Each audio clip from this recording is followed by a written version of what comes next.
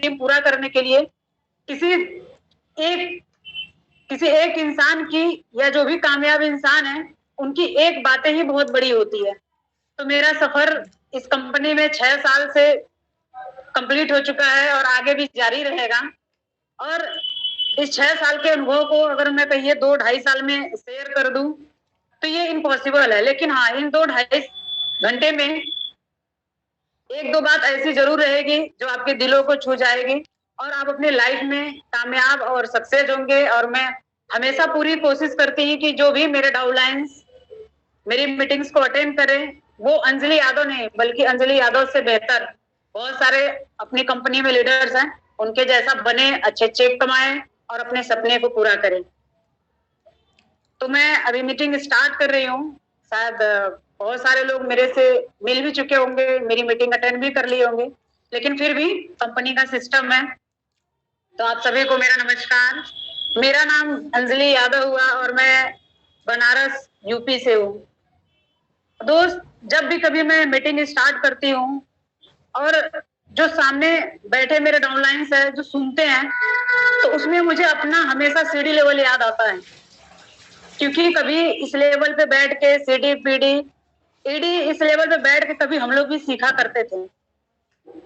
तो हमेशा मुझे वो अपना लेवल याद आता है और मैं हमेशा सोचती हूँ कि पता नहीं जब आप सीनियर लोग की मीटिंग्स अटेंड करते हैं या चीजों को सुनते हैं तो आपको किस तरीके से विश्वास होता है, कैसे ड्रीम्स अपने बनाते हैं, क्या सोचते हैं।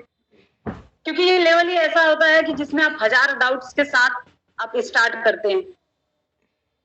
तो जब भी मैं इस मीटिंग में कहीं भी बात करती हूँ तो सबसे पहले आज जो है मुझे ये नहीं पता था कि ये भी कोई चीज होती है, ब्रांड भी कोई चीज होती है।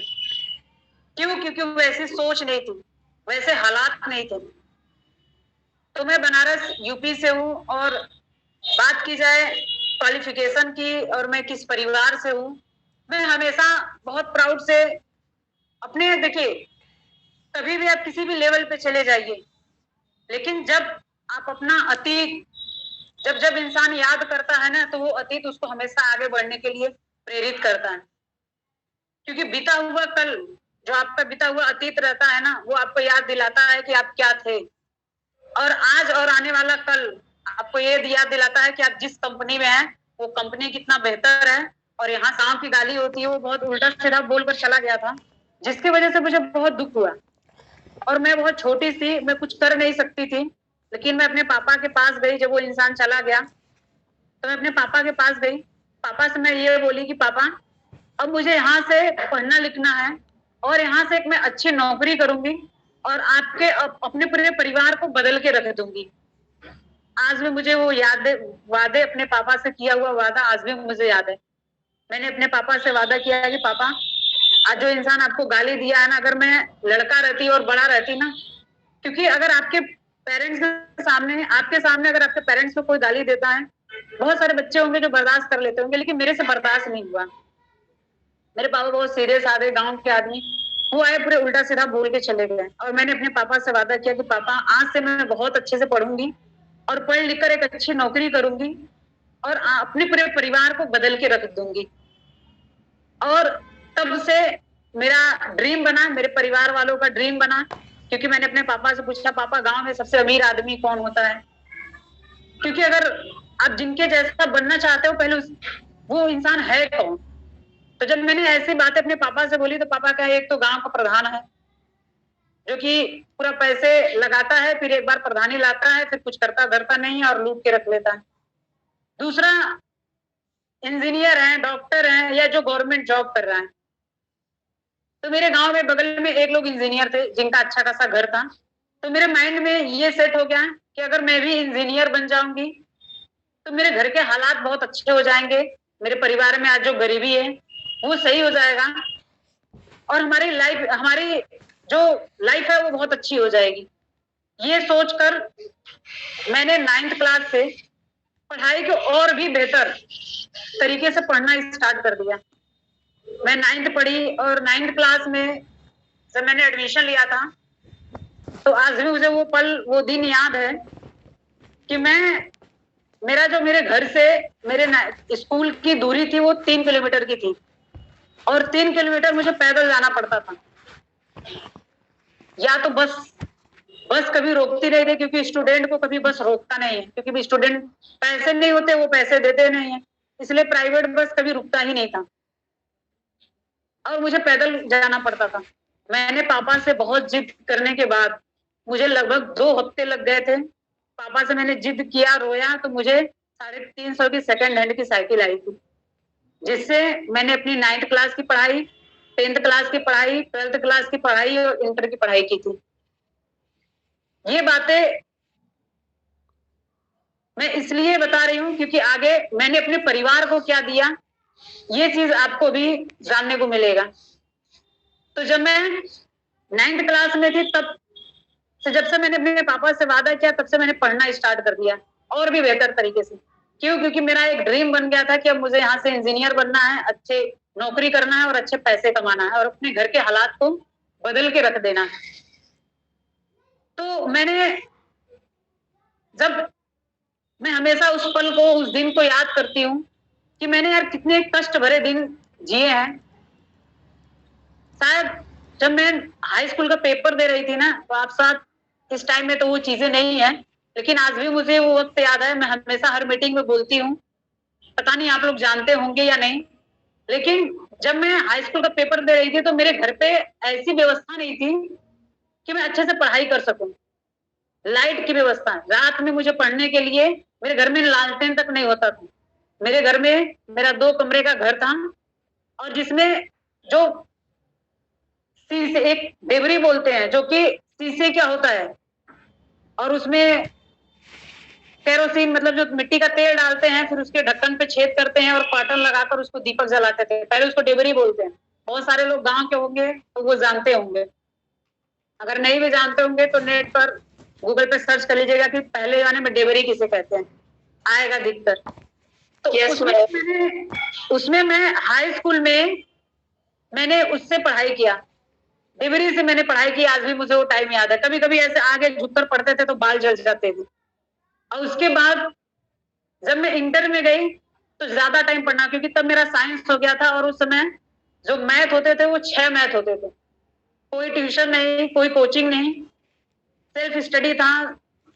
बस स्कूल की पढ़ाई थी वही थी, तो ज्यादा पढ़ना होता था। तो मैंने अपने पापा से फिर बोला, पापा डिबरी से मेरी जो आगे धुआं भी आ जाता है और बाल भी जल जाता है, आप मुझे लालटेन ला दीजिए। उस समय इतने पैसे नहीं होते थे ना कि घर में लालटेन आ सके। तो मैंने पापा से बोला, पापा पेपर देना है। जब मेरा पेपर नजदीक आ गया था इंटर का, तब मेरे घर में लालटेन आया था, और उस लालटेन जिस दिन आया था ना, इतनी खुशी हो रही थी जैसे लग रहा था घर में इन्वर्टर लग गया है। और पर डे से 1-2 घंटा एक्स्ट्रा पढ़ते थे। कुछ तो पढ़ते हुए कुछ पापा को भी दिखाना होता था कि देखिए, आपने एक इतना व्यवस्था दे दिया मुझे, तो मैं कितना मेहनत कर रही हूँ, मैं कितना पढ़ रही हूँ। ये चीजें मैं अपने घर में इस चीज को मैं मानती हूँ। अक्सर ऐसा होता है क्योंकि मैं अपने घर में सबसे बड़ी बेटी हूँ। हम अपने घर में 2 भाई, 2 बहन, एक मेरे दादा दादी और एक मेरे मम्मी पापा, टोटल हम लोग का 8 लोग का परिवार था। और देखिए, जो गरीबी आती है ना, वो मेरा एक मानना है कि एक जनरेशन के भी होती है, पुश्तैनी भी चीजें होती है। और मेरे घर का जो गरीबी का मेरा मानना है कि जो मुख्य कारण रहा, क्योंकि मेरे जो दादाजी हैं वो ननियाल में रहे, और ननियाल में कोई चीजें मिलती नहीं है, दिखाने को होती है लेकिन लास्ट में वो मिलती नहीं है। तो मेरा ये मानना है कि गरीबी का मेरे घर में पर्सनली एक कारण ये भी रहा। और मेरे घर में मेरे पापा इकलौते, कोई चाचा चाची नहीं, इकलौती मेरी बुआ जिनकी शादी हो गई, और हम 2 भाई बहन, एक मेरे मम्मी पापा, एक दादी दादा, टोटल हम लोग का 8 लोग का परिवार, कमाने वाले मेरे पापा इकलौते। और दूसरी चीज कि बहुत बड़ा मेरे पापा का कोई जॉब नहीं, क्योंकि उनका जो नॉर्मल है गांव में, हमारा दूध दही का बिजनेस जो गांव में नॉर्मल एक बल्टा चलाकर साइकिल से जो इंसान करता है, मेरे पापा का वही काम था, वही करते थे। तो जिसकी वजह से पैसों की बहुत दिक्कत होती थी, और मैं अपने घर में सबसे बड़ी थी। तो मुझे जहां तक लगता था कि जब सबसे ज्यादा मुझे इस चीज को फेस करना पड़ता था। कभी कभी ऐसा होता था कि स्कूल में पढ़ने जाते थे, टाइमली फीस नहीं जमा है तो टीचर घर भेज देते थे, उसके लिए भी रास्ते में रोना आता था। कभी दोस्त मेरा मजाक भी बनाते थे। तो जब मेरे घर में पहली बार लालटेन आया था मुझे इतना खुशी महसूस हो रहा था जैसे मेरे घर में इन्वर्टर लग गया। और जब मैंने इंटर पास आउट किया, वहां से हर एक बच्चा का डिसीजन होता है कि इसको क्या पढ़ना है। फाइनली मेरा ड्रीम था, मेरा सपना था मेरे घर वालों का कि अब मुझे यहाँ से मुझे इंजीनियरिंग करनी है। तो मेरे पास पैसे नहीं थे, मेरे पास पैसे नहीं थे, क्योंकि जो इंजीनियरिंग लेवल का कोर्स है, जो उसकी पढ़ाई है, लगभग 5 से 7 लाख रुपए लगते हैं। 5 लाख तो सिर्फ उसकी फीस होती है। अगर आप बाहर पढ़ रहे हो तो उसके हॉस्टल का अलग छोड़ दीजिए। तो मैंने बनारस से ही पढ़ाई की, लगभग उसकी 5 लाख। हम किसी से सलाह लिए और उन्होंने सलाह दिया कि जो है आप अपनी बेटी को अगर कोर्स कराना चाहते हैं, अगर आपके पास पैसे नहीं है तो एजुकेशन लोन मिलते हैं, आप एजुकेशन लोन लीजिए। मैंने एजुकेशन लोन पे बीटेक की पढ़ाई को स्टार्ट किया था। और आप समझ सकते हैं कि कोई बच्चा, अगर आप कॉलेज में जाते हैं, क्योंकि स्कूल के बाद जब इंसान कॉलेज में जाता है ना, जब स्टूडेंट जाते हैं तो बहुत खुश होते हैं कि उसे वहां से उनका प्रेशर थोड़ा कम हो जाता है, पिटाइयां बंद हो जाती है, बहुत खुशी महसूस होता है।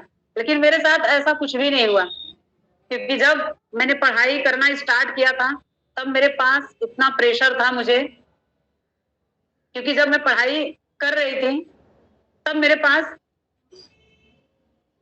एक मिनट अब तक ना, यस मैम आ रही है जी। मेरा जब एडमिशन हुआ था और जब मैं पढ़ना स्टार्ट कर दी थी, तब मुझे पता चला कि जो मैं पढ़ रही हूँ ना, इसके बदले जो मेरे घर पे थोड़ी बहुत जगह जमीन है, क्योंकि मेरे गारंटर मेरे पापा पढ़े थे और उसका रूल्स होता है कि एजुकेशन लोन में अगर आप 5 साल तक पढ़ाई करिए, उसके बाद अगर आप 2-3 साल में पैसे नहीं पेड करेंगे तो आपको जो गारंटर पड़ा है उसके नाम पे जो चीजें रहेगी वो नीलाम कर दी जाएगी। ये रूल्स होता है। तो जब मैं पढ़ती थी ना, जब मैं एडमिशन ली थी ना, तो बहुत सारे दोस्त, जब पार्टी होती थी या लोग जब लाइब्रेरी में बैठता था या जब पढ़ने जाता था ना, बहुत खुशी महसूस होती थी। लेकिन मुझे ऐसा कोई दिन नहीं है, मुझे दिन में वो 5 लाख रुपए ऐसे इकट्ठे दिखते थे।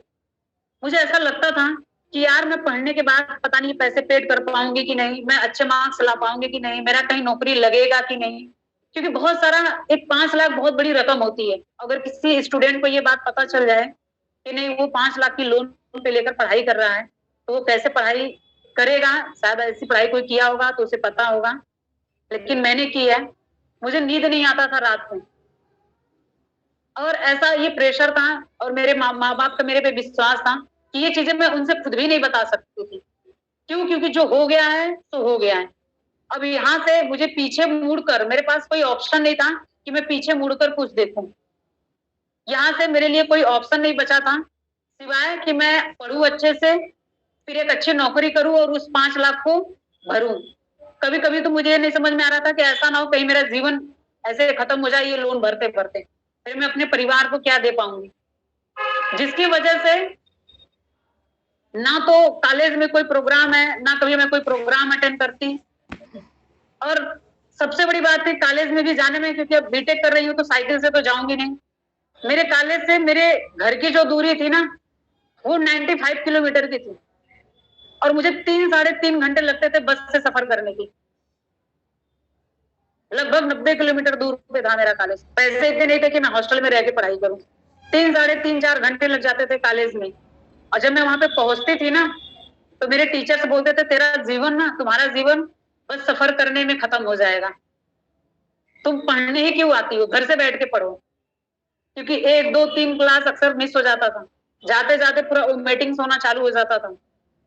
कि उसमें क्योंकि बच्चे ही थे, बहुत ज्यादा उम्र नहीं थी, और बस में 3-4 घंटे आप सफर करेंगे, हालत खराब हो जाती है। कभी मैंने कोई प्रोग्राम होता था, कभी मैं कभी अटेंड नहीं करती थी। कभी कभी तो उस समय मेरे कॉलेज के टीचर्स उल्टा सीधा बोल देते थे, पता नहीं कहाँ से देहाती गंवार टाइप के लोग आ जाते हैं पढ़ने के लिए। बहुत उल्टा सीधा बोलते थे। यहाँ तक कि मेरे टीचर्स ये बोलते थे कि तुम्हारा एजुकेशन लोन है, अगर तुम जीवन में कुछ नहीं कर पाओगी ना, तो तुम्हारी फ्रेंड लोग हैं जो टॉपर हैं, उनके संगति में रहो। भविष्य में अगर वो कुछ नौकरी करेंगी, IAS PCS बन जाएंगे ना, तो उनका असिस्टेंट PA बन जाना। उनसे 8,000-10,000 कम अगर उनके साथ रहोगी वो तुम्हें देंगे। अगर असिस्टेंट बन जाओगे तो 8-10 हजार की नौकरी तुम्हें उनके हाथ से मिल जाएगी। ऐसे मेरे टीचर्स उस समय मुझे बोलते थे, जिस कॉलेज में मैंने 5.5 लाख रुपए लगाया। कभी मुझे कोई ये नहीं कहता था कि नहीं यार लाइफ में तुम कुछ कर लोगी। क्यों? क्योंकि हालात ही ऐसे होते थे।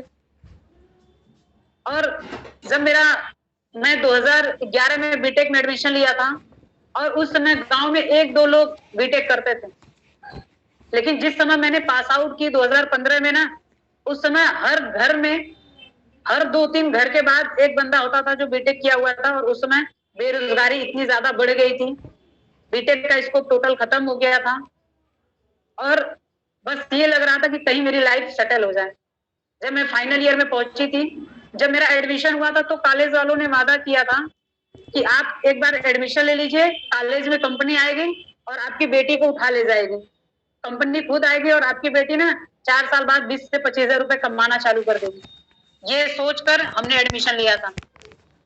लेकिन जब 4 साल बीता, ना कॉलेज में कोई कंपनी आई, न तो हमारा कहीं सिलेक्शन हुआ।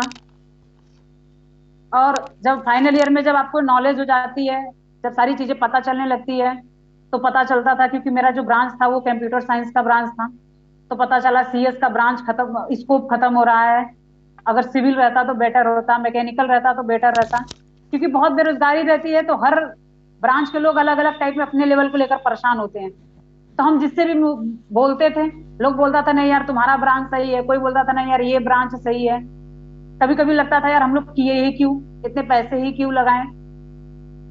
तो जब मैं पास आउट हुई थी, तब 2015 में जब मैं पास आउट हुई थी, तो मेरा एक ड्रीम था, एक मेरा सपना था कि मैं कुछ भी करूंगी, मैं कुछ भी करूंगी, किसी कंपनी में झाड़ू पोछा का काम कर लूंगी, पर मैं पैसे कमाऊंगी, मैं कोई ना कोई नौकरी करूंगी, पर मैं तैयारी नहीं करूंगी। क्योंकि बहुत सारी मेरे फ्रेंड लोग थी जो कि तैयारी में जा रही थी, इलाहाबाद कोई गया, कोई इंदौर गया, कोई बनारस गया। मुझे तैयारी से इसलिए डर लगता था क्योंकि मैंने खुद अपने रिलेशन में अपने गांव वालों को ना तैयारी करते हुए एक कुंभ से दूसरा कुंभ आते हुए देखा था, उनकी जवानी से मैंने बुढ़ापे में कन्वर्ट होते हुए देखा था।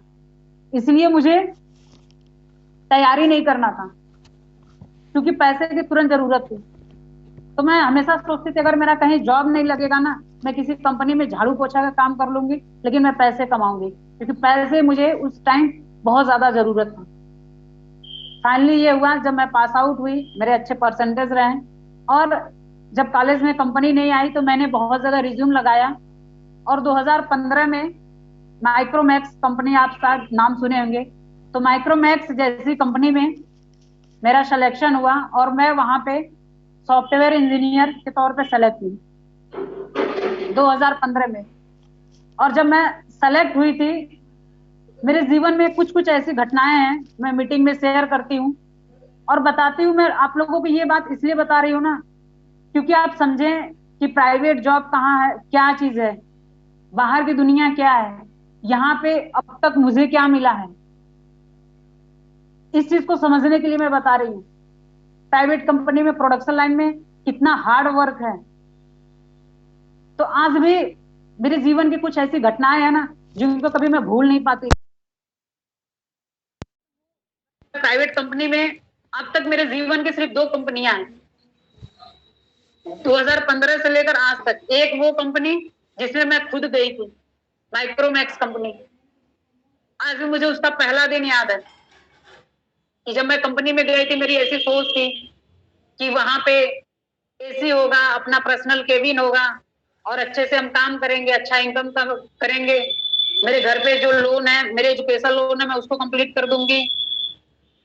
बहुत सारे ख्वाब, बहुत सारे ड्रीम, बहुत सारे सपने लेकर मैं कंपनी में गई थी। लेकिन जब मैं कंपनी में, मेरा पहला दिन था, आज मुझे याद है कि पहले दिन में जब मैं एंट्री की थी ना वहां पे, और जब मैं गई थी तो वहां पे मैं सोची थी मुझे एक पर्सनल केबिन मिलेगा, मेरा पर्सनल एक चेयर होगा, लेकिन ऐसा कुछ भी नहीं था। वहां पे एक मशीन का कन्वेयर था जिसमें एक लाइन पे लगभग 70-80 लोग बैठे थे, और ऐसे डिवाइस जा रही थी, और उस मशीन के अकॉर्डिंग हमें काम करना था। और वो मशीन 15-20 की स्पीड में, लगभग 30 की स्पीड में भी कभी कभी लोग कर देते थे, और उतने की स्पीड में मशीन जाती थी, और उस लाइन पे बैठ के काम करना होता था। उस लाइन पे बैठ के काम करना होता था, और अगर 10 घंटे का काम होता था ना तो कंपनी 2 घंटे एक्स्ट्रा काम कराती थी, लेकिन कभी उसका पैसा नहीं देती थी। जो कॉलेज कभी मुझे बोला था कि आपको जब आप किसी कंपनी में जब आप इंजीनियर बन जाएंगे तो 15 से 20 हजार कमाएंगे। दोस्त इस चीज को मैं बता रही हूँ कि जब मैंने माइक्रोमैक्स को ज्वाइन किया था तो मेरी सैलरी 8,500 थी। और मैंने सैलरी बताने के लिए जब अपने घर पे अपने पापा को फोन किया था ना, तो मेरे पापा की इतनी खुशी थी कि मैं उनको सैलरी बताऊं इससे पहले वो बोले कि बेटा आपका माइक्रोमैक्स जैसे कंपनी में जॉब लग गया ना, मैं अपने सारे रिश्तेदारों में बोल दी। और मैंने ये भी बता दिया है कि तुम्हारा 20 से 25 हजार सैलरी है। अब जब मेरे पापा के चेहरे पे इतनी खुशी है तो मैं उन्हें कैसे बताऊं कि पापा मैं 8,500 यहाँ मुझे मिल रहा है, मुझे इतना हार्ड वर्क करना पड़ रहा है। जब वहां से मैं हार्ड वर्क कर कर आती थी ना तो रातों में खाना नहीं बना पाती थी, जो सुबह का खाना रहता था वही खाकर सो जाते थे। और इतना हार्ड वर्क करने के बाद उस कंपनी में मैंने 1 साल तक काम किया था, और 1 साल में सिर्फ और सिर्फ ये देखा था कि अगर कुछ बनना है तो सामने वाले की बुराई करो, चुगलखोरी करो। अगर आप अच्छे बन के रहोगे तो वहां पे कुछ मिलने वाला नहीं है। किसी की बुराई करो, किसी की चुगलखोरी करो, किसी को उल्टा सीधा बोलो। और वहां के जो सीनियर सर थे, जो वहां के लाइन इंचार्ज फ्लोर इंचार्ज होते थे, वो चाहे लड़का हो चाहे लड़की हो सबसे बराबर का काम लेते थे और उल्टा सीधा गालियां बकते थे। क्योंकि जो मैक्सिमम इंचार्ज थे वो उत्तराखंड साइड दिल्ली साइड के थे और उधर की लैंग्वेज बहुत हार्ड होती थी, तो हमेशा गालियों से बातें करते थे। वो चीजें मुझे बहुत चुभती थी। मैं कभी कभी सोचती थी कि भगवान मैं कहाँ आकर फंस गई हूँ, मैंने ऐसा डिसीजन ही क्यों लिया। अकेले मैंने अपने लाइफ में बहुत रोया है, चाहे वो कॉलेज की लाइफ हो, चाहे उससे घर की लाइफ हो, चाहे स्कूली की लाइफ हो, चाहे वो मेरी माइक्रोमैक्स कंपनी की लाइफ हो। मैंने 1 साल तक वहां पे काम किया था।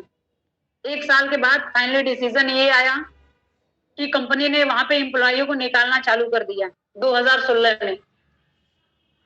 जून 2016 के स्टार्टिंग जून में ही कंपनी ने निकालना चालू कर दिया। क्यों? क्योंकि हमारा वहां पे एक बॉन्ड एक सिग्नेचर हुआ था। ये शायद मुझे पता भी नहीं था कि कंपनी का जब तक प्रोडक्ट रहेंगे, कंपनी के जब तक प्रोजेक्ट रहेंगे, जिस प्रोजेक्ट पे आप काम कर रहे हो तब तक कंपनी आपको रखेगी।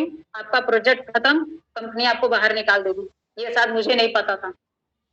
लेकिन जब फाइनली 1 साल मेरा कंप्लीट हो गया, कंपनी ने उस समय एम्प्लॉय को छटनी करना चालू कर दी और उस छटनी में मैं भी शामिल थी। मुझे भी निकालना नोटिस जारी कर दिया और कंपनी ने उस समय सारे एम्प्लॉय की छटनी की।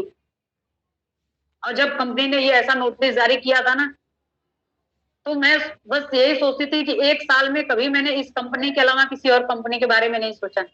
8,500 की मेरी सैलरी थी, जिसमें 1200 पीएफ ईएसआई कटते थे। 7500 30 दिन काम करने के बाद 7500 7600 7200 सैलरी आते थे। और उस सैलरी में 5,000 घर बेचती थी। अगर 2,000 कभी 2200 बचते थे ना, तो उसमें हमारा 1500 का रूम होता था जिसमें हम 3 पार्टनर रहते थे और 500 हम रेंट देते थे। बाकी एक महीने में हमारा क्या बनने वाला है ना, ऐसा शेड्यूल फिक्स होता था कि कितने दिन दाल बनना है, कितने दिन चावल बनना है, कितने दिन छोले बनने हैं। और घर से आटा और चावल तो घर से लाते थे। ऐसे 1 साल तक अगर कभी कोई उधर से आ रहा है, घर से आटा चावल मंगाते थे। और पूरे 1 साल में कभी एक भी चीज, एक भी ड्रेस अपने लिए नहीं ले सकी। क्यों? क्योंकि 5,000 बचता ही नहीं था पैसे। अगर आपका 7500 7200 7600 आ रहे हैं, आप क्या बचाएंगे? 5,000 में घर बेचती थी, बकिया पैसे जो बचते थे रेंट और खाने में चला जाता था। और इतना इतना सब कुछ कंपनी को करने के बाद भी कंपनी ने निकालना चालू कर दिया, नोटिस जारी कर दिया। जब वहां पे हम लोग एचआर में बात करने चले गए तो हम लोग को जो हम लोग बॉन्ड जो सिग्नेचर हुआ था पेपर, वो सीधे दिखा दिए। वहां से हमारे सारे रास्ते बंद हो गए थे।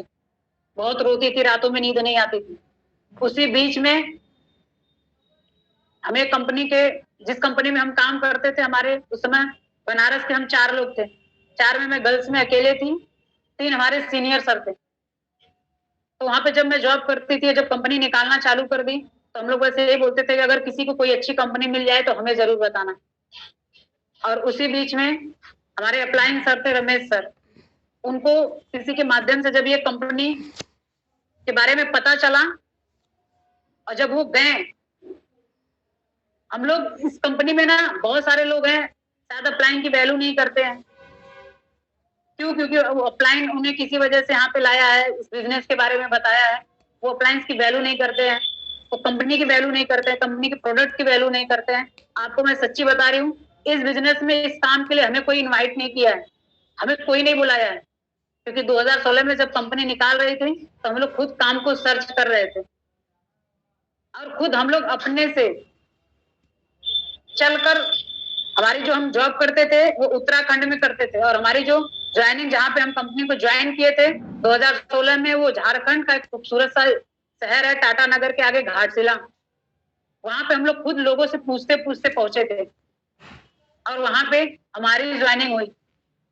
और जब ज्वाइनिंग हुई थी उसके भी उस समय रूम सिस्टम से काम होते थे, उसके भी किस्से बहुत अनोखे हैं। उस टाइम को भी मैं याद करती हुई मैं सोचती हूँ कि भगवान ऐसी कौन सी देवी शक्ति थी जिसको मैं रुकी और काम को की। क्योंकि जहाँ पे मेरी ज्वाइनिंग हुई थी और जिस रूम में मैं जिस लड़कियों के साथ रहती थी ना, टोटल की टोटल आदिवासी लड़कियां, और उनकी एक भी लैंग्वेज मुझे समझ में नहीं आती थी। घाटशिला में मैक्सिमम लोग जो हैं वो झारखंड के दुमका गुमला साइड का लोग था। एक भी लैंग्वेज मुझे समझ में नहीं आती थी और सिर्फ इतने मोटे मोटे चावल मिलते थे। और आज तो बहुत बेहतर खाना हो गया है, सारी चीजें बहुत बेहतर हो गई है, लेकिन आज से लगभग 6.5 साल पहले ना चीजें उतनी आसान नहीं था। इस काम को करना बहुत ही मुश्किल था उस समय। आज भी मुझे याद है कि मुझे पहला खाना मुझे ग्लेज का नसीब हुआ था जो कंपनी में मुझे उस दिन हॉस्टल में बना था ना, वो सहजन की पत्ती का साग बना था। झारखंड में उसका साग बनता है, सहजन की पत्ती का साग, सहजन की पत्ती का साग बनना था और चावल, और अलग से मुझे साइड से नमक दिए गए थे। वो मेरे लाइफ का मेरा पहला खाना था ग्लेज का। क्यों? क्योंकि जब वो मेरे से आकर पूछी कि क्या आप लेग पीस खाएंगी, तो मैंने बोला नहीं, मैं लेग पीस नहीं खाती, क्योंकि मुझे पता ही नहीं था कि सोयाबीन को लेग पीस बोलते हैं। मुझे लगा कि लेग पीस मुर्गे की टांग को बोलते हैं। तो मैं चिकन नहीं खाती थी, तो मुझे लगा कि ये चिकन बना है तो मैं चिकन नहीं खाऊंगी, मुझे कुछ भी बना दो। तो कुछ भी का मतलब वो मुझे सहजन की पत्ती का साग, चावल और नमक लाई थी।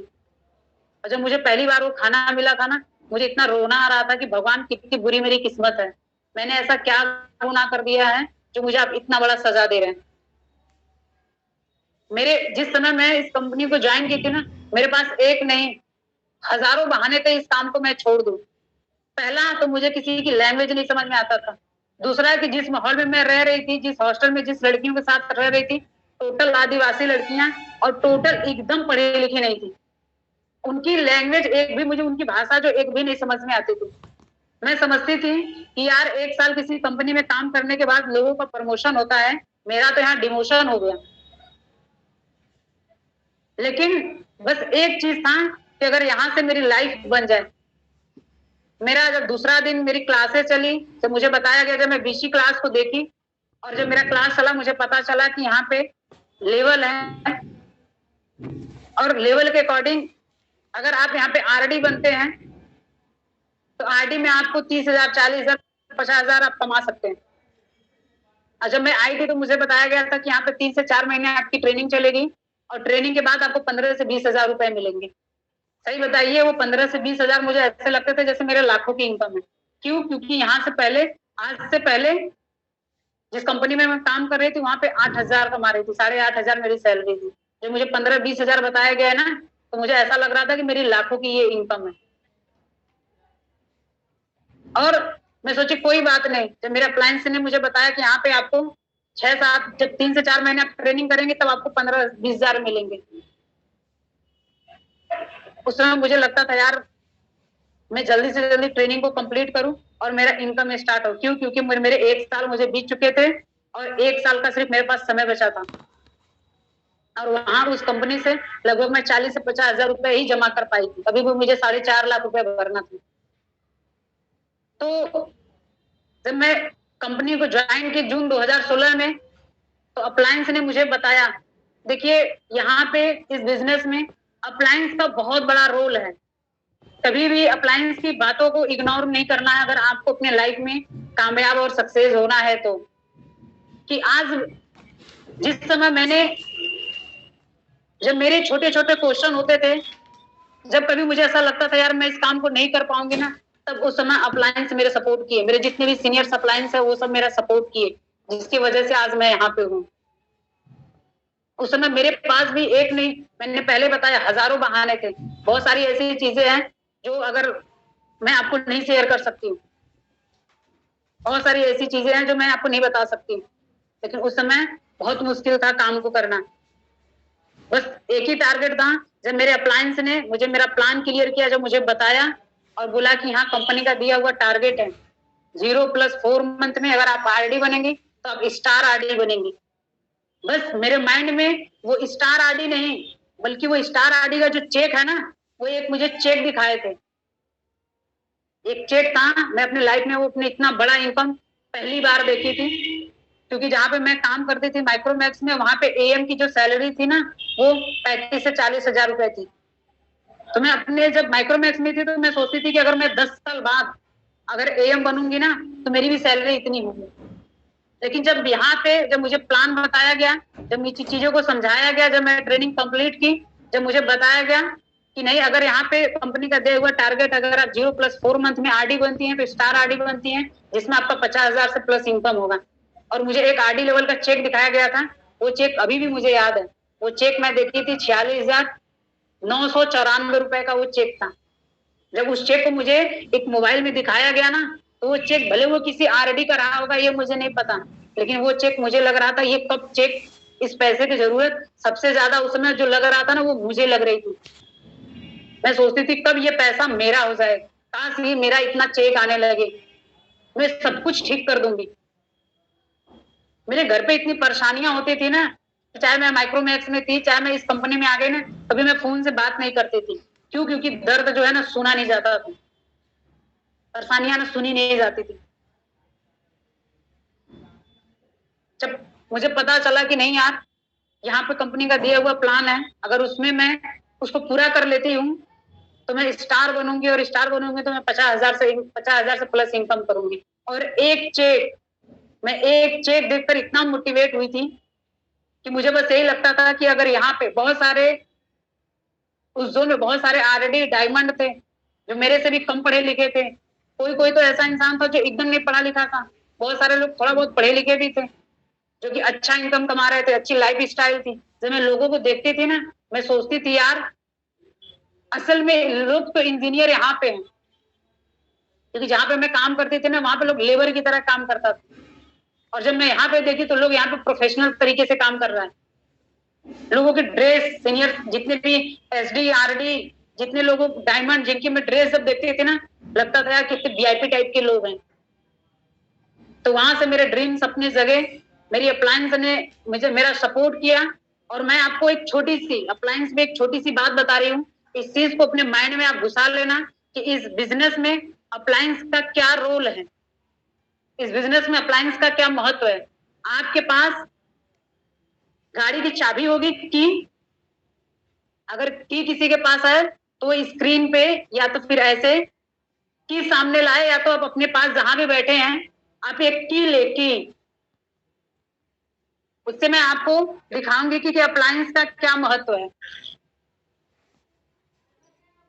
आपके हाथों में की आ गई, गाड़ी की चाबी आ गई। जितने लोग हमको सुन रहे हैं, क्या उनके हाथों में कोई भी चाबी, गाड़ी की कोई भी 2 व्हीलर हो 4 व्हीलर हो, किसी की भी चाबी हाथ में आई, गाड़ी की चाबी? मुझे आवाज दे, मुझे रिप्लाई दे। Yes ma'am. आपके पास गाड़ी की या चाबी कोई सी भी है? जी मैम। अगर कोई भी सर भी मेरे बात को सुन रहे हैं या फिर कोई भी मैम, तो इस चीज का मुझे रिप्लाई दे। मैं इस चीज को समझाना चाह रही हूँ कि इस बिजनेस में एक अप्लायंस की रोल क्या है, क्योंकि ये बात जब मुझे बताई गई मैं सोची यार, क्योंकि तब मैंने अप्लायंस की इस बात को समझा। तो मैं आपको बताना चाह रही हूँ कि एक अप्लायंस की वैल्यू क्या है। अगर आपके पास कोई की आप ली है, बाकी जितने लोग भी मीटिंग्स को सुन रहे हैं, अटेंड कर रहे हैं, उस चीज को वो आप खुद जिसके पास नहीं है उस चीज को समझेंगे जो मैं बातें बता रही हूँ। तो अगर आपके पास गाड़ी की है मैम, किसी भी गाड़ी की कोई भी, चाबी है, चाबी। मेरी आवाज नहीं पहुंच पा रही है क्या? चलिए मैं ऐसे ही बता रही हूँ। आवाज आ रही है। एक प्रजापति जी बताइए। जी, अगर सर आपके पास गाड़ी की है, चाबी। जी मैम जी। जी, उसमें छल्ले भी लगे हुए हैं? बिल्कुल लगे हुए हैं। तो क्या छल्ले का कोई काम है गाड़ी की कनेक्शन, मतलब जब आप गाड़ी ऑन ऑफ करते हैं, क्योंकि की का बहुत बड़ा रोल होता है। की एक तरह से समझिए तो गाड़ी का राजा या तो रानी, मतलब या तो वो जैसे उसको स्त्री फॉर्म में लीजिए तो रानी है, और पुल्लिंग फॉर्म में लीजिए तो वो राजा है।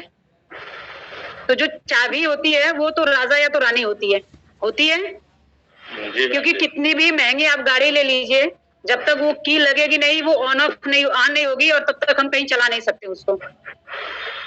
ऐसा ही है। बिल्कुल सही बात जी।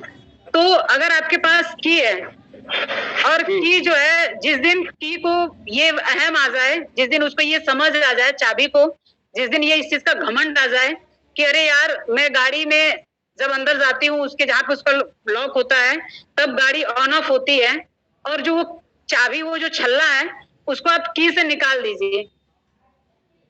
जो छल्ला है आप उसको निकाल दीजिए, जो चाबी है उससे अलग कर दीजिए। जब आप छल्ले को, मैं बता दे रही हूँ आप समझ लीजिए, जब आप छल्ले को की से अलग कर देंगे, चाबी से अलग कर देंगे, तो मैं आपसे पूछना चाह रही हूँ कि आप चाबी को कितने दिन तक सुरक्षित रख सकते हैं? आप चाबी को कितने दिन तक सुरक्षित रख सकते हैं? एक हो सकता है कि 10 दिन, 1 महीने, 2 महीने, लेकिन मैं आपको इस बात की पूरी गारंटी देती हूँ कि आप उसे 3 से 4 महीने तक उसे सुरक्षित नहीं रख सकते। वो कहीं ना कहीं वो गाड़ी जो है, वो चाबी है जो खो जाएगी। तो छल्ले का, मेरे कहने का मतलब है कि छल्ले का कोई रोल नहीं है, लेकिन वो छल्ला आपका अपलाइन है। बस वो छल्ला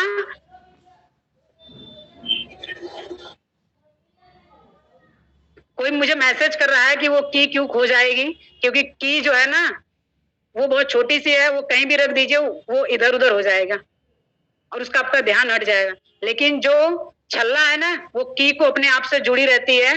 मेरे कहने का मतलब है कि जो की है वो आप है, जो छल्ला है वो आपका अप्लायंस है।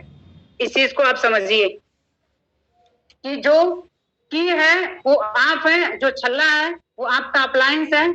अगर छल्ला, जिस दिन की कोई इस चीज का घमंड आ जाए कि छल्ले की कोई काम नहीं है, छल्ले को साइड रख देगा, तो उस दिन इस चीज की पूरी श्योरिटी है कि 1 महीने, 2 महीने, 3 महीने, 4 महीने बाद की भी कहीं गुम हो जाएगी। तो सबसे पहले आप अपनी अप्लायंस, एक अच्छे अप्लायंस के टच में रहे और उनकी बातों को जरूर फॉलो करें, उनकी बातों को जरूर फॉलो करें, क्योंकि जो छल्ला है ना वो की को सुरक्षा, सेफ्टी प्रदान करता है, सुरक्षा प्रदान करता है। उसका कोई काम नहीं है, लेकिन वो उसको सुरक्षा प्रदान करता है। छल्ले की बस इतनी ही महत्व और इतनी ही वैल्यू है, और उतनी ही वैल्यू, उतनी ही महत्व हमारे जीवन में एक अप्लायंस की है।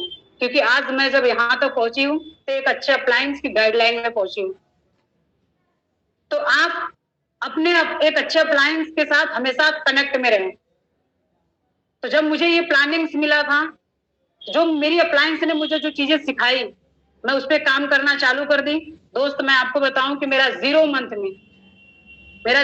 में CD to ED का प्रमोशन हुआ, और जिस कंपनी में मैंने, माइक्रोमैक्स कंपनी में 1 साल तक 8,500 कमा रही थी, जब मैं CD to ED बनी उसके बाद जो मेरा इनकम स्टार्ट हुआ था, आज मुझे अपनी कंपनी का पहला चेक मेरा याद है, जब मैं CD से PD बनी थी, क्योंकि उसी मंथ में मैं PD भी बनी थी और उसी मंथ में मैं ED भी बनी थी।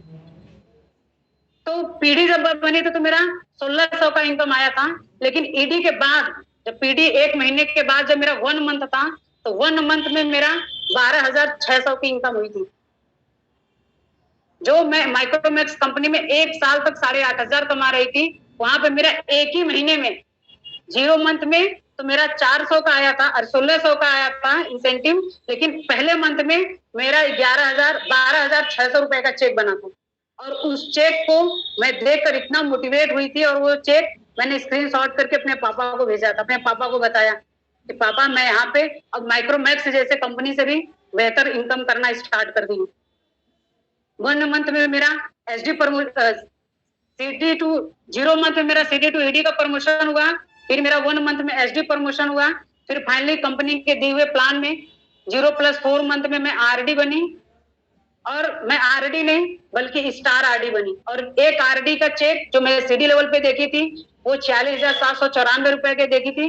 लेकिन दोस्त मैं आपको बताना चाहूंगी कि जब मैं खुद स्टार RD बनी थी तो मैंने 58,974 रुपए का अपना चेक बनाया था स्टार RD लेवल का।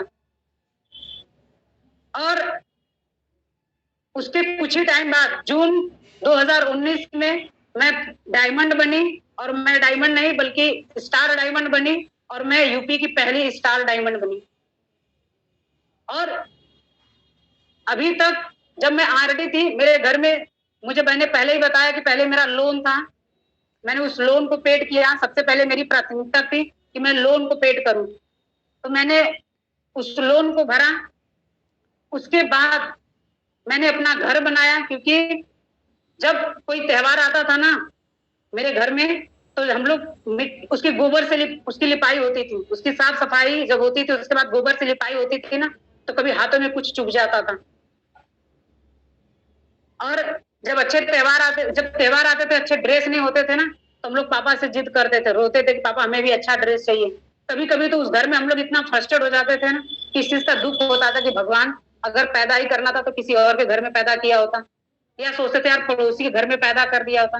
क्यों? क्योंकि बच्चे थे तब, समझ में नहीं आती थी, कि लगता था यार इस घर में ना पैदा होकर अगर पड़ोसी के घर में जिसका घर अच्छा है अगर उसके घर में पैदा हुए रहते तो कितना अच्छा रहता। हमारी भी जो लाइफ स्टाइल है वो अच्छी होती, हम भी अच्छे स्कूलों में पढ़ते, हमें भी किसी चीज की दिक्कत परेशानी नहीं होती।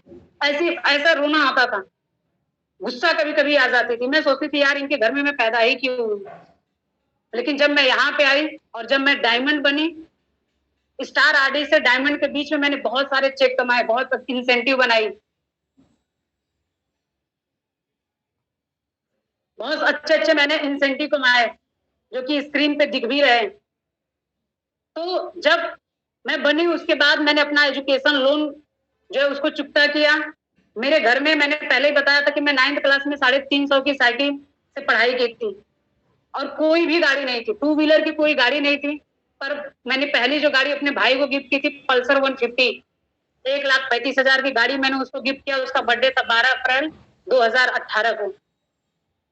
12 अप्रैल 2018 में मैंने उसको अपने घर में पहली बाइक मेरे आई। और दोस्त जब हम CD लेवल पे होते हैं ना तो एक डायरी लेकर जाते हैं, एक पेन और डायरी में हम सारी चीजों को सीखते हैं। और उसी मेरा SO क्लास चला था, उसमें मैंने एक ड्रीम बनाया था, और उस ड्रीम को बनाकर उस पेज को ना मोड़ दिया था। क्यों? क्योंकि जो उस ड्रीम सपने को देखेगा ना मेरा मजाक बनाएगा। मेरा ड्रीम था, मैंने एक ड्रीम बनाया था और मुझे खुद भी नहीं पता था कि यार मैं इस ड्रीम को पूरा कर पाऊंगी या नहीं कर पाऊंगी। मैंने एक 10 रुपए की कॉपी पे 12 लाख की ड्रीम बनाई थी। मैंने ड्रीम बनाया था कि जब मैं डायमंड बनूंगी, जब मैंने अच्छे इनकम करना चालू करूंगी तो मैं अपने पापा को 4 व्हीलर गिफ्ट करूंगी। 4 व्हीलर में मैंने लिखा था कि मैं पापा को महिंद्रा बोलेरो की टॉप मॉडल व्हाइट कलर की गाड़ी गिफ्ट करूंगी। ये मेरा ड्रीम था, और उस ड्रीम को शर्म की वजह से बनाकर उसको पेज को ना मोड़ दिया था। क्यों? क्योंकि बहुत सारे लोग थे ना जो मजाक बनाते थे। मेरे खुद के बुआ के लड़के थे जो मेरे साथ काम को स्टार्ट किए थे ना, जब उस सपने को मेरे देखते थे ना तो हंसते थे मेरे पे। और जब बीच में उस काम को मेरे साथ वो काम वो कर रहे थे, 1-2 महीने बाद जब उन्हें काम समझ में नहीं आया, जब वो छोड़कर चले गए ना, तो वहां से मुझे फोन से उल्टा सीधा बोलते थे लोग, मेरा मजाक बनाते थे। मेरे खुद बुआ के लड़के, मेरे मामा के लड़के थे, जब वो भी चले गए घर, मुझे काम छोड़, जब काम उनके साथ मैंने स्टार्ट किया था, जब वो चले गए तो वो भी मुझे उल्टा सीधा बोलते थे, और हमेशा फोन करके ये बोलते थे कब आएगी तेरी 4 व्हीलर। मुझे वो 5 सालों तक ताना देते रहे, और मैं हमेशा 5 सालों में जब भी मैं मीटिंग देती थी, जब भी मैं लोगों से बात करती थी, ऐसा कोई मीटिंग, ऐसा कोई दिन ना हो जब मैं उस 4 व्हीलर का जिक्र ना करती हूँ। क्यों? क्योंकि अगर आपके सपने पूरे करने हैं ना तो आपको उस सपने को हमेशा ताजा रखना पड़ेगा, हमेशा अपने सामने रखना पड़ेगा, तब आपके सपने पूरे होंगे। और उस 6 साल में जितने लोग देखिए, सबसे पहले तो मैं आपको बताऊंगी ना कि जो छोटी छोटी इंसान के जीवन में परेशानियां है ना, वो इंसान को कामयाब बनाती है। जब इंसान सक्सेस हो जाता है ना, तो कंफर्ट जोन में चला जाता है। जब हम सीढ़ी पीढ़ी लेवल थे, हम कुछ भी खा लेते थे, कहीं भी रह लेते थे, लेकिन आज जब सक्सेस है ना, तो वैसा खाना खाने में बहुत प्रॉब्लम होगी। जब हमारा सीढ़ी पीढ़ी लेवल था तो हम जनरल डब्बे में भी सफर कर सकते थे। तो मैं ये कह रही हूँ कि जो आपकी गरीबी के टाइम्स होते हैं, जो आपके स्ट्रगल के टाइम्स होते हैं ना, वही आपको मजबूत बनाते हैं। कामयाब होने के बाद तो जब आपके पास पैसे आ जाएंगे ना, आप सोचेंगे हम कहाँ लगाएं, कितना सुख सुविधा अपने लिए करें, कितनी व्यवस्थाएं अपने लिए करें, इंसान का दिमाग वहां चला जाता है। लेकिन सबसे जो ज्यादा आपके जीवन में जो आपको मजबूत बनाता है, जो आपकी वो स्ट्रगल के टाइम है, जो हम लोगों के समय शुरुआती दौर में था, हमारे टाइम था। आज हम जनरल बोगी का सफर नहीं कर सकते, लेकिन आज से 6 साल पहले ऐसा लगता था कि नहीं, यही मेरा डिब्बा है। जब एक ट्रेन होती है ना, उसमें 3 से 4 टाइप्स के डिब्बे होते हैं। एक होता है जनरल, एक होता है स्लीपर, एक होता है एसी। एसी में भी कई कैटेगरी होती है, second class AC, third class AC, first class AC. लेकिन बहुत सारे लोगों का ये बात समझने में पूरा जीवन खत्म हो जाता है। बहुत सारे लोगों का इस बात को समझने में पूरा जीवन खत्म हो जाता है जब लोअर मिडिल क्लास फैमिली के लोग होते हैं ना, जब वो प्लेटफॉर्म पे जाते हैं ना, वो सोचते हैं कि मेरा जनरल डिब्बा ही मेरा डिब्बा है। बाकी जो स्लीपर है, जो एसी है, उसको लोग सोचता है ना, इसमें तो बड़े बड़े लोग बैठते हैं। बड़े बड़े लोग नहीं भाई, जिनके पास माता लक्ष्मी है ना, वही लोग बैठता है। इस चीज को मैं जब यहाँ पे आई थी तब समझी थी। जब मैं मीटिंग्स में जब अप्लायंस बोलता था ना कि एक दिन आप भी अच्छा सफर करेंगे, अच्छे होटलों में खाना खाएंगे, आपके पास भी अच्छी लाइफ स्टाइल होगी, आपके पास भी 2 व्हीलर 4 व्हीलर होंगे, मैं बस ये सोचती थी, भगवान इस कंपनी से बस मेरा एक ही ड्रीम है कि मैं अपने 4.5 लाख का लोन पेड कर दूं। मुझे कभी कभी यकीन नहीं होता था। मेरा बस एक ही ड्रीम था कि बस मैं 4.5 लाख का लोन पेड कर दूं बस, और मेरा कोई सपना ही नहीं होता था। वो तो जब मैं सपना बनाई थी ना, वो एसओ क्लास में एक अप्लायंस जो बोला कि नहीं अपना कोई सपना बनाइए ना, मैं सपना बनाई थी वो। और आपको यकीन नहीं होगा कि वो मेरा 10 रुपए की कॉपी में 12.5 लाख का सपना, जब मैं उसको पूरा करने जा रही थी ना, मेरे पापा के आंखों में आंसू था। जब 3 जनवरी 2022 को मैं पापा को शोरूम में लेकर गई, 4 व्हीलर के शोरूम में लेकर गई ना, उनके आंखों में आंसू था। मैं उनसे पूछी, पापा आप रो क्यों रहे हैं?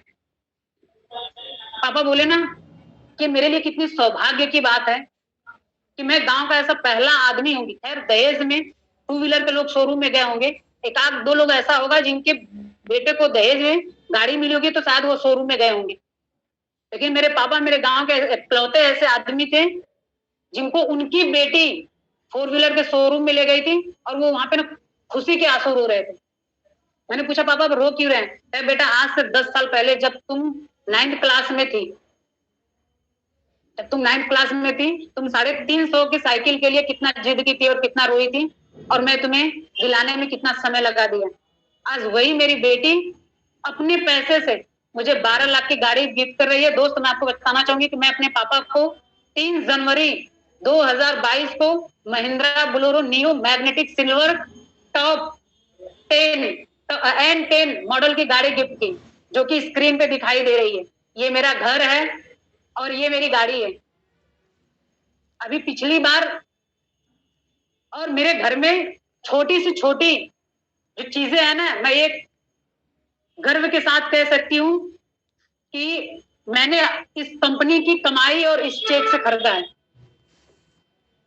क्योंकि कुछ भी नहीं था। जिस घर में मैं पली बड़ी हूँ ना, हमको टीवी देखना होता था ना, हमें रामायण महाभारत देखना होता था ना, हम किसी और के घर में जाते थे, वहां से भी लोग हमें भगा देता था, क्योंकि हम 4 भाई बहन इकट्ठे होकर जाते थे, लोग वहां से भी हमें भगा देता था।